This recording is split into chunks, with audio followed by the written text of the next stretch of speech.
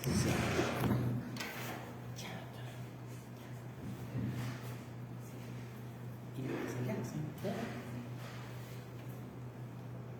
Buenos días a todos los que ya están conectados. Mil disculpas, siempre en el andar tienen problemas técnicos que están fuera del alcance de nosotros. El día de hoy vamos a abordar una entidad muy emergente y prevalente en el mundo de la obstetricia, como es la obesidad y el embarazo. La obesidad se debe entender como una enfermedad metabólica, hormonal, con características crónicas y debe entenderse a toda gestante con obesidad como un alto riesgo obstétrico.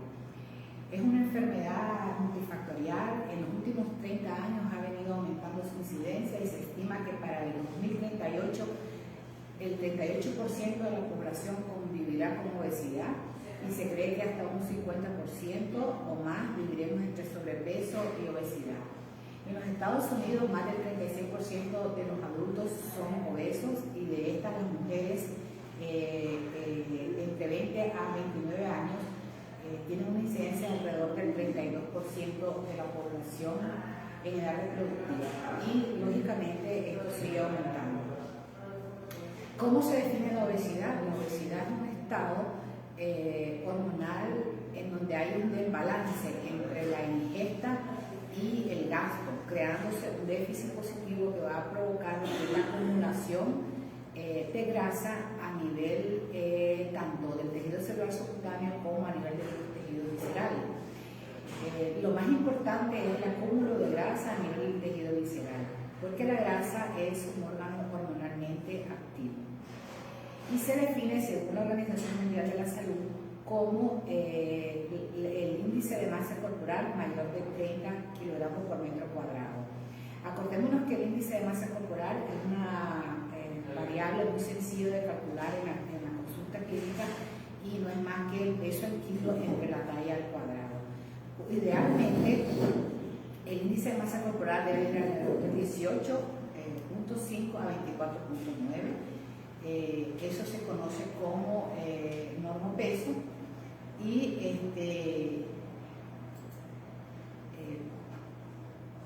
eso se conoce como normopeso cuando el índice de masa corporal permítame, hay un problema técnico. Cuando el índice de masa corporal es mayor de 30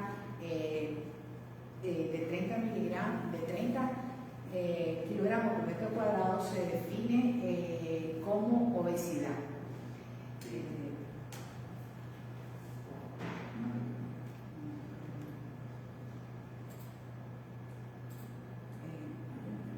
Como obesidad. Entonces, es muy importante establecer en la primera consulta prenatal, la primera captación que idealmente debería hacer antes de las 12 semanas. La primera variable a calcular después de las variables hemodinámicas como la presión y los signos vitales debe ser el índice de masa corporal. Aquí vemos en esta lámina cómo se clasifica según la Organización Mundial de la Salud los estados nutricionales. Aquí vemos que el estado nutricional entre menor de 18, eso es bajo peso o desnutrición, y lo normal va entre 18.5 a 24.9. Así se clasifican obesidad grado 1, obesidad grado 2 y obesidad grado 3. La obesidad grado 1 va de 30 a 34.9 y así sucesivamente, ¿verdad? De 35 a 39, obesidad grado 2 y la obesidad grado 3, que es un índice de masa corporal mayor de 40.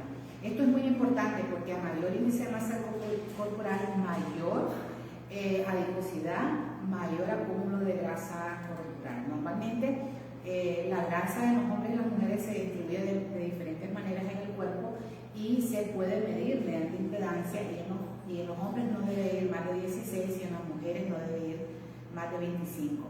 En la cotidianidad eso es como ir a un peso ideal, es bastante utópico porque el peso está dado no solamente por la composición de la grasa, la composición muscular, los huesos, el agua, etc. Entonces va más allá de peso. La causa no es tan clara, pero sí se sabe que es multifactorial, que está relacionado con factores genéticos, con factores de comportamiento y con los factores ambientales. Dentro de los factores ambientales se destacan principalmente la alimentación inflamatoria rica en frituras y azúcares refinados, así como también el uso indiscriminado por la industria de disruptores hormonales que vienen a actuar mimetizando las acciones hormonales a nivel de los tejidos, principalmente en la grasa. ¿Y qué sucede? La persona obesa, conviviendo con obesidad, es una persona que antes de establecerse las comorbilidades existentes, se establece lo que es la resistencia insulínica, es decir, hay un franco defecto en la metabolización óptima de principalmente los carbohidratos para ser utilizados como sustratos energéticos, porque hay una resistencia a ser interiorizados y usados de forma efectiva como un sustrato energético. Eso trae consigo que la paciente acumule de forma rápida los carbohidratos, sobre todo los carbohidratos de absorción rápida a nivel del tejido graso, a nivel de la cintura, a nivel del hígado o a nivel visceral. Entonces, ¿qué sucede en el contexto de la obesidad? Hay resistencia insulínica, pero se maneja una orquesta entre la resistencia insulínica, la resistencia a la leptina y lo que es la insulina. Ellas viajan constantemente